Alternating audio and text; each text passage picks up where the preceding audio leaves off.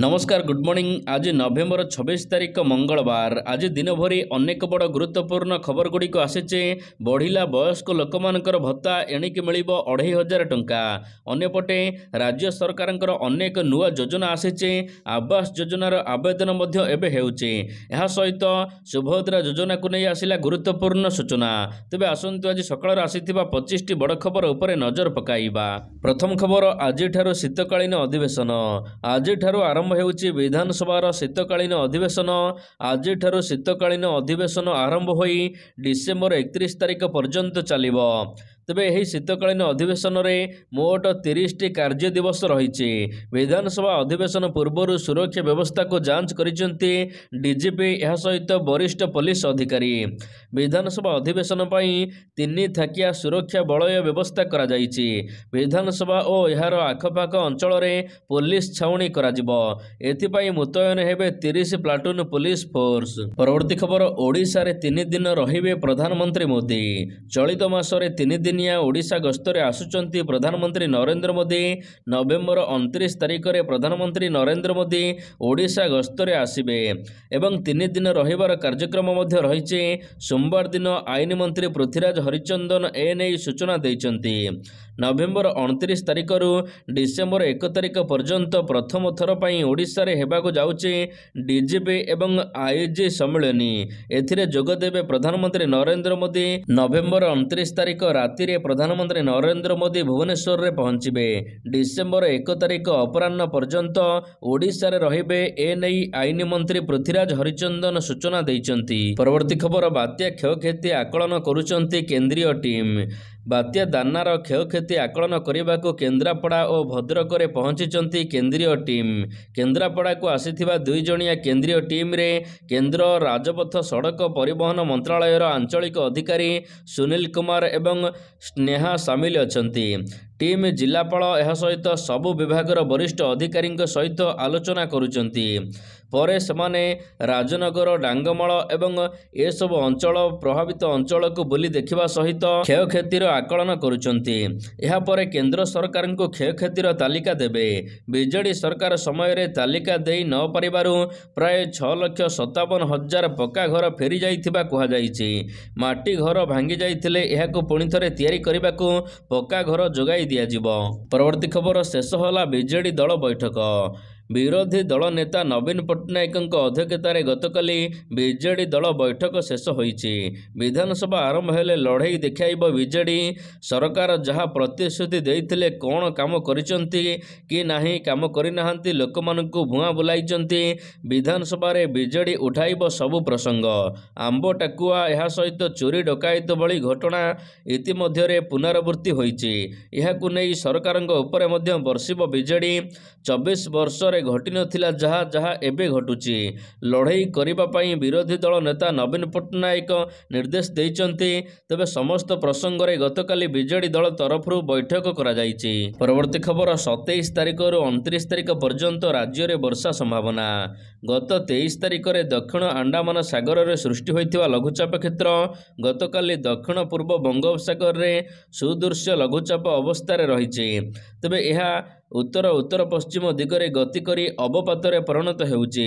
परवर्ती 2 दिन मध्यरे एहा तमिलनाडु एवं श्रीलंका उपकूल रे बात्या रूप रे पहुंचिबो। तेबे एहार प्रभाव रे ओडिशा रे मध्य वर्षा संभावना रहिछि। 25 तारिख रु 27 तारिख पर्यंत तमिलनाडु एवं पुडुचेरी रे प्रबल वर्षा हेबो। एहार प्रभाव रे 25 रु 26 तारिख ओडिशा रे पाग मेघुआ रहिबा सहित 27 तारिख रु 3 दिन धरी ओडिशा रे अनेक स्थान रे हल्का वर्षार संभावना रहिथिबा पाणीपाग विभाग पक्षरु कुहा जाइछि। परवर्ती खबर, महिला को मिलिबो चतुर्थ पर्याय टंका। सुभद्रा योजनार प्रथम किस्तीर चतुर्थ पर्याय टंका डिसेम्बर मासरे मिलिबो। वर्तमान 3टी पर्याय रे 80 लाख महिला माननकु टंका मिली सारिछि। 80 लाख महिला 4,000 कोटी टंकार सहायता पाई सारिचंती। प्रथम पर्याय रे 25 लाख महिला माने सहायता पाइथिले। द्वितीय पर्याय रे 35 लाख एवं तृतीय पर्याय रे 20 लाख महिला माननकु टंका मिलिछि। वर्तमान सुधा 1,16,00,000 महिला सुभद्रा योजना पाई आवेदन करिसंती। एहारि मध्यरे चतुर्थ पर्याय टंका पुणी थरे मिलिबो बोली कुहा जाइछि। ସୁଭଦ୍ରା ଯୋଜନାରେ 5 ଲକ୍ଷ ଆକାଉଣ୍ଟ ମିସ୍ ମ୍ୟାଚ୍ ହୋଇଛି।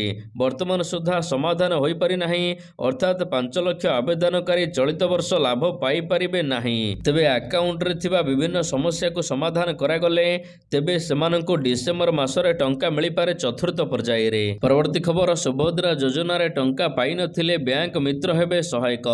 ରାଜ୍ୟ ସରକାର କଥା ଦେଇ କଥା ରଖୁଛନ୍ତି ଏବଂ ଏବେ ମହିଳାମାନଙ୍କୁ ସୁଭଦ୍ରା ଯୋଜନାର ଟଙ୍କା ମିଳୁଛି।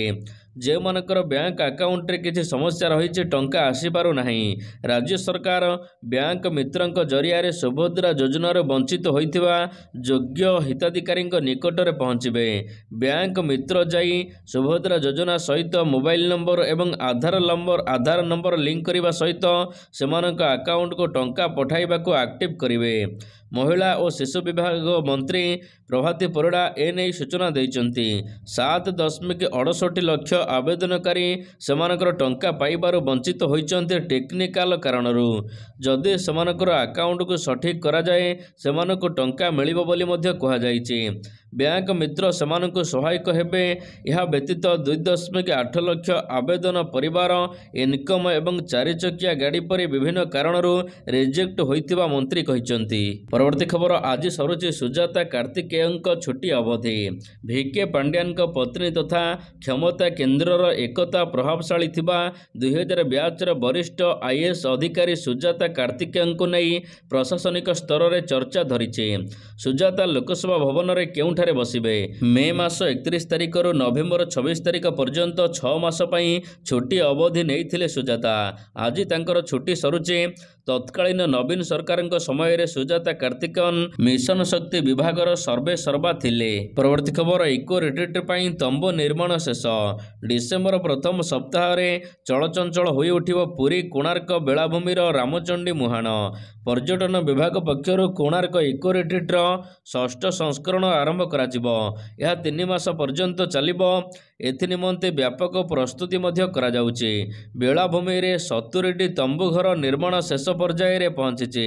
ପର୍ଯ୍ୟଟକଙ୍କୁ ଆକୃଷ୍ଟ କଲା ଭଳି ବଡ଼ ବଡ଼ ତୋରଣ, ଏହା ସହିତ ସେଲ୍ଫି ପଏଣ୍ଟ ଏବଂ ଅନ୍ୟାନ୍ୟ ସୁବିଧା ମଧ୍ୟ କରାଯାଉଛି। ବିଦ୍ୟୁତ ସଂଯୋଗ ଆଦି କାର୍ଯ୍ୟ ବର୍ତ୍ତମାନ ଚାଲୁ ରହିଛି। ତମ୍ବୁ ଘରେ ତାରକା ହୋଟେଲ ଭଳି ସମସ୍ତ ସୁବିଧା ମିଳିବ। ଏହା ସହିତ ବିଚ୍ ବାର୍, ଜଳ କ୍ରୀଡ଼ା, ସଙ୍ଗୀତ, ଯୋଗ ଭିତ୍ତିକ ସମସ୍ତ ପର୍ଯ୍ୟଟନମାନେ ମଜା ଉଠାଇ ପାରିବେ। ପରବର୍ତ୍ତୀ ଖବର, କିଏ ହେବ ନୂଆ କଂସ? ଏ ନେଇ ଚାଲିଛି ପ୍ରସ୍ତୁତି। ଏଥର ନୂଆ କଂସ ଦେଖିବ ବରଗଡ଼ ଧନୁଯାତ୍ରା। ବରଗଡ଼ ଧନୁଯାତ୍ରାରେ ଦୁର୍ଦାନ୍ତ କଂସ ଭୂମିକାରେ କିଏ ଅଭିନୟ କରିବ, ଏ ନେଇ ସାକ୍ଷାତକାର ଅନୁଷ୍ଠିତ ହେବାକୁ ଯାଉଛି। 2022ରେ ହୋଇଥିବା କଂସ ଚୟନ ତାଲିକାରେ ଥିବା 2ୟରୁ 5ମ ସ୍ଥାନରେ ଥିବା 4 ଜଣ କଳାକାରଙ୍କ ମଧ୍ୟରୁ ଜଣକୁ ମନୋନୀତ କରାଯିବ। ଏ ନେଇ ଧନୁଯାତ୍ରା ମହୋତ୍ସବ ସମିତି ବୈଠକରେ ବିଧିବଦ୍ଧ ନିଷ୍ପତ୍ତି ନିଆଯାଇଛି। ଗତଥର ବରଗଡ଼ ଧନୁଯାତ୍ରାରେ କଂସ ଭୂମିକାରେ ଅଭିନୟ କରିଥିବା ହୃଷିକେଶ ଭୋଇ ଲାଞ୍ଚ ନେଇ ଧରା ପଡ଼ିବା ପରେ ତାଙ୍କୁ କଂସ ଭୂମିକାରୁ ବାଦ ଦିଆଯାଇଛି। ପରବର୍ତ୍ତୀ ଖବର, ବିନା ହେଲମେଟରେ ରିଲ୍ସ କରିବା ରାନୀ ପ୍ରିୟଦର୍ଶୀଙ୍କୁ ମହଙ୍ଗା ପଡ଼ିଲା। ବିନା ହେଲମେଟରେ ରାଜରାସ୍ତାରେ ରିଲ୍ସ କରିବା ନିଶା ଅଭିନେତ୍ରୀ ରାନୀ ପ୍ରିୟଦର୍ଶୀଙ୍କୁ ମହଙ୍ଗା ପଡ଼ିଛି। ରାନୀ ପ୍ରିୟଦର୍ଶୀଙ୍କ ଗାଡ଼ି ଜବତ ସହିତ ଜୋରିମାନା ଆଦାୟ କରିଛି RTO ପୋଲିସ। ତେବେ ବିନା ହେଲମେଟରେ ରିଲ୍ସ କରି ସୋସିଆଲ ମିଡ଼ିଆରେ ପୋଷ୍ଟ କରିଥିଲେ ରାନୀ ପ୍ରିୟଦର୍ଶୀ। ଏ ନେଇ ଏବେ Xରେ ପ୍ରତିକ୍ରିୟା ପ୍ରକାଶ ପାଇଥିଲା। ଯାହାପରେ ଟ୍ରାଫିକ ପୋଲିସ ନିୟମ ଉଲ୍ଲଂଘନ ଆକାରରେ ରାନୀ ପ୍ରିୟଦର୍ଶୀଙ୍କୁ ବିନା ହେଲମେଟରେ ବେପରୁଆ ଭାବରେ ଗାଡ଼ି ଚଲାଇବା ସହିତ ରିଲ୍ସ କରିଥିବା ନେଇ ଚାଲାଣ କଟାଯାଇଛି। ସ୍କୁଟି ନମ୍ବର ସହିତ ଯୁବତୀଙ୍କ ଫଟୋ ସେୟାର କରି MV ଆକ୍ଟରେ ତାଙ୍କ ଉପରେ କାର୍ଯ୍ୟାନୁଷ୍ଠାନ ଗ୍ରହଣ କରାଯାଇଛି। RTO ତରଫରୁ ତାଙ୍କ ସ୍କୁଟିକୁ ଜବତ କରାଯାଇଛି। ପରବର୍ତ୍ତୀ ଖବର, ଡିସେମ୍ବର 4 ତାରିଖରୁ ନୟାଗଡ଼ ଜିଲ୍ଲା ପଲ୍ଲିଶ୍ରୀ ମେଳା। ନୟାଗଡ଼ ଜିଲ୍ଲା ମହୋତ୍ସବ ଓ ପଲ୍ଲିଶ୍ରୀ ମେଳା, କୃଷି ମେଳା, ପୁସ୍ତକ ମହୋତ୍ସବ ଆୟୋଜନ ପାଇଁ ପ୍ରଥମ କୋର୍ କମିଟି ବୈଠକ ଜିଲ୍ଲାପାଳ ଅକ୍ଷୟ ସୁନୀଲ ଅଗ୍ରୱାଲଙ୍କ ଅଧ୍ୟକ୍ଷତାରେ ଅନୁଷ୍ଠିତ ହୋଇଛି। ତେବେ ଏହି ବୈଠକରେ ପୁରୀ ଲୋକସଭା ସାଂସଦ D ସମ୍ବିତ ପାତ୍ର, ବାଚସ୍ପତି ସୁରମା ପାଢ଼ୀ ଏବଂ ନୟାଗଡ଼ ବିଧାୟକ ଡକ୍ଟର ଅରୁଣ କୁମାର ସାହୁ ପ୍ରମୁଖ ଉପସ୍ଥିତ ରହିଥିଲେ। जिलापाल श्री अग्रवाल कहते प्रत्येक वर्ष पर चलित वर्ष नयागढ़ जिले में आसंता 24 तारिख रु 28 तारिख पर्यंत 5 दिन व्यापी जिला महोत्सव एवं पल्लीश्री मेला अनुष्ठित हेब। परवर्ती खबर आसंता 4 तारिख में पुरी रे हेब एयर शो। आसंता डिसेम्बर 4 तारिख में पुरी बेलाभूमि रे नौसेना दिवस पालन कराजिबो। पुरी समेत ओडिशावासी एवं विदेशर पर्यटक माने अति निकटरू भारतीय एयर शो को देखि पारिबे। एथिपाई समस्त व्यवस्था करा जाउची। तबे विभिन्न प्रकार युद्ध कौशल उद्धार आदिर कला प्रदर्शन करिबे भारतीय सैनिक माने। तेबे एही नौसेना दिवस रे प्राय 7500 अतिथि एवं लक्षाधिक जनसाधारण जोग देबार संभावना रहिछि। तेणु राष्ट्रपति गस्त सहित अतिथि गस्त पूर्व सुरक्षा व्यवस्था को कड़ाकड़ी करा जाउची। परवर्ती खबर दिल्ली रे बढ़िला वार्धक्य भत्ता हेला 2500। दिल्लीवासी खुशी खबर वृद्धा वृद्ध मानकर भत्ता बढ़ाई राज्य सरकार। वार्धक्य भत्ता को नहीं राज्य सरकार खुशी खबर देवा सहित एवं वार्धक्य भत्ता को 2500 टंका पर्यंत वृद्धि करा जायछि। तेबे एही योजना रे 5,30,000 वयस्क मानकु अधिक पेंशन एवं मिलिबो। दिल्ली रे कहा जायछि कि एणिके 60 वर्षरु 69 वर्ष पर्यंत समस्त वयस्क वृद्धा वृद्ध मानकु प्रति मासरे 2000 टंका मिलिबो। यह सहित 70 वर्षरु अधिक वयस्क लोक मानकु मासिक 2500 टंका भत्ता प्रदान कराजिबो। परवर्ती खबर पैन कार्ड 2.0 को केंद्र कैबिनेट रे मंजूरी। केंद्र सरकार स्थायी खाता संख्या बा संपूर्ण पैन कार्ड को उन्नत धरण करने को नुआ पदक्षेप ग्रहण करिसेंती।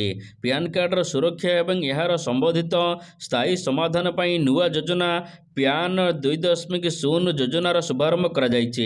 एही योजना को केंद्र कैबिनेट मंजूरी देइछि। प्रधानमंत्री नरेंद्र मोदी अध्यक्षतार गतकाली बसिथिबा कैबिनेट बैठक रे एही निष्पत्ति होइछि। नुआ पैन कार्ड रे क्यूआर कोड रहिबो। फल रे ग्राहक माने एबे नुआ पैन कार्ड पाई परिबे। सूचना एवं प्रसारण मंत्री अश्विनी वैष्णव बैठक रे सांबादिक मानकु ए बाबद रे सूचना देइछंती। तेबे एही योजना पाई 1435 कोटी टंका व्यय बराद करा जायछि। एही योजना रे पैन को संपूर्ण भाव में परिवर्तन करा जाई उन्नत धरणर कराजिबो। परवर्ती खबर प्रधानमंत्री आवास योजना रे एबे ऑनलाइन रे मध्य चलीछि आवेदन। जदि आपण प्रधानमंत्री आवास योजना रे घर चाहुचंते एवं आपण गरीब श्रेणी रे अटंते आपण एथिपाई आवेदन करि परिबे। एबे आवेदन चलीछि। एही योजना पाई आपनको आवेदन करबाको हेले जिबाको पड़िबो जनसेवा केंद्र। जदि आपण सहरांचल रे रुहंती आपनको आपणको निकटस्थम साधारण सेवा केंद्र को जिबाको पड़िबो। एठारे आपण PMGBY रे आवास योजना पाई आवेदन करि परिबे। यह व्यतीत जदि आपण ग्रामांचल रे अछंती आपणको आपणको पंचायत कार्यालय को जिबाको पड़िबो। एठारे आपण मानकु आवेदन करिबाको पड़िबो। एबे आवेदन कले घर मध्य मिलुची एनै सूचना दिया जायछि। परवर्ती खबर कटिला 6 कोटी राशन कार्ड। डिजिटाइजेशन फल रे पर्दाफाश होइछि जाली राशन कार्ड धारी मानकर नाम। एबे जाली राशन कार्ड धारी मानकु एही योजना रे बाद दिया जाउछि। डिजिटाइजेशन द्वारा 5.8 कोटी जाल उपभोक्ता मानकु बाद दिया जाउछि। एबे एमानकर नाम को राशन कार्ड योजनार तालिकार हटाई दिया जाइछि। यह फल रे प्रकृत उपभोक्ता माने साधारण बंटन व्यवस्थार सुविधा पाई परिबे एवं राजस्व अपजय आउ हेबो नाही। खाद्य मंत्रालय पक्षर एने सूचना दिया जाइछि। देशव्यापी 20.4 कोटी राशन कार्ड को डिजिटाइजेशन करा जाइछि। एथिमध्यरु 99.7% कार्ड को आधार कार्ड सहित लिंक मध्य कर दिया जाइछि। परवर्ती खबर भारत आसिबे ब्रिटेन राजा। भारत आसिबे ब्रिटेन राजा चार्ल तृतीय एवं राणी कामिला। एने ब्रिटिश मीडिया पक्षर खबर प्रकाश पाइचे। भारत आसिबा सहित से बांग्लादेश एवं पाकिस्तान जिबार कार्यक्रम मध्य रहिथिबा जणा पड़िछि। उभय सरकारी एवं चिकित्सा पाई चार्ल भारत आसुथिबा जणा पड़िछि। चलित वर्ष जनवरी रे चार्ल कैंसर रे आक्रांत होइथिबा जणा पड़िथिला। ता परठारु से निजर चिकित्सा जारी रखिचंती। ब्रिटेन रे व्यापक चिकित्सा व्यवस्था सत्ते भारत आसी कैंसर चिकित्सा करिबा पछरे कारण कोन ए नै जणा पड़िनी। तबे कैंसर रे आक्रांत होइथिबा 3 ମାସ ପୂର୍ବରୁ ରାଜା ରାଜ୍ୟପଦ ଛାଡ଼ି ଦେଇଛନ୍ତି। ସ୍ୱାସ୍ଥ୍ୟରେ ସମସ୍ୟା ହେତୁ ସେ ଭାରତ ଆସୁଥିବା ଜଣାପଡ଼ିଛି। ଏପ୍ରିଲ ମାସରେ ପୁଣି ଥରେ ସେ ରାଜଗାଦି ସମ୍ଭାଳି ପାରନ୍ତି। ପରବର୍ତ୍ତୀ ଖବର, ଭାରତ ହେଲା ନମ୍ବର 1। ପର୍ଥ ଟେଷ୍ଟରେ ଭାରତ ଅଷ୍ଟ୍ରେଲିଆକୁ 295 ରନରେ ପରାସ୍ତ କରି 5 ମ୍ୟାଚ୍ ବିଶିଷ୍ଟ ସିରିଜରେ 1-0ରେ ଅଗ୍ରଣୀ ହାସଲ କରିଛି। ଏହି ବିଜୟ ସହିତ ଭାରତୀୟ ଦଳ ବିଶ୍ୱ ଟେଷ୍ଟ ଚାମ୍ପିଅନସିପର ଆଶାକୁ ମଧ୍ୟ ଜୀବିତ ରଖିଛି। ଫାଇନାଲରେ ପହଞ୍ଚିବା ପାଇଁ ଭାରତକୁ ଆଉ 3ଟି ମ୍ୟାଚ୍ ଜିତିବାକୁ ପଡ଼ିବ। ପ୍ରଥମ ଟେଷ୍ଟରେ ଅଷ୍ଟ୍ରେଲିଆକୁ ପରାସ୍ତ କରିବା ପରେ ଭାରତ ପଏଣ୍ଟ ଟେବୁଲରେ ଶୀର୍ଷରେ ପହଞ୍ଚି ସାରିଛି। ଭାରତର ମାର୍କ ପ୍ରତିଶତ 58.33ରୁ 61.11ରେ ପହଞ୍ଚିଛି। ସେହିପରି ଅଷ୍ଟ୍ରେଲିଆ 13ଟି ମ୍ୟାଚରେ ଚତୁର୍ଥ ପରାଜୟ ସହିତ ତୃତୀୟ ସ୍ଥାନକୁ ଖସି ଯାଇଛି। ଅଷ୍ଟ୍ରେଲିଆର ମାର୍କ 57.69 ରହିଛି। ପରବର୍ତ୍ତୀ ଖବର, ଚାଲିଛି ଆଇପିଏଲର ମେଗା ନିଲାମୀ। ଆଇପିଏଲ 2025 ପାଇଁ ଏବେ ଖେଳାଳି ନିଲାମୀ ଚାଲିଛି। ରିଷଭ ପନ୍ତଙ୍କୁ ଏଲଏସଜି 27 କୋଟିରେ କିଣିଛି। ସେହିପରି ଶ୍ରେୟସ ଆୟାରଙ୍କୁ PBKS 26.75 କୋଟିରେ କିଣିଛି। ଭେଙ୍କଟେଶ ଆୟାରଙ୍କୁ KKR 23.75 କୋଟିରେ କିଣିଛି। ଅସରଦୀପ ସିଂଙ୍କୁ PBKS 18 କୋଟିରେ କିଣିଛି। ସେହିପରି ୟୁଜବେନ୍ଦ୍ର ଚହଲଙ୍କୁ PBKS 18 କୋଟିରେ କିଣିଛି। ଏହା ସହିତ ବଟଲରଙ୍କୁ GT 15.75 କୋଟିରେ କିଣିଛି। ସେହିପରି KL ରାହୁଲଙ୍କୁ DC 14 କୋଟିରେ କିଣିଛି।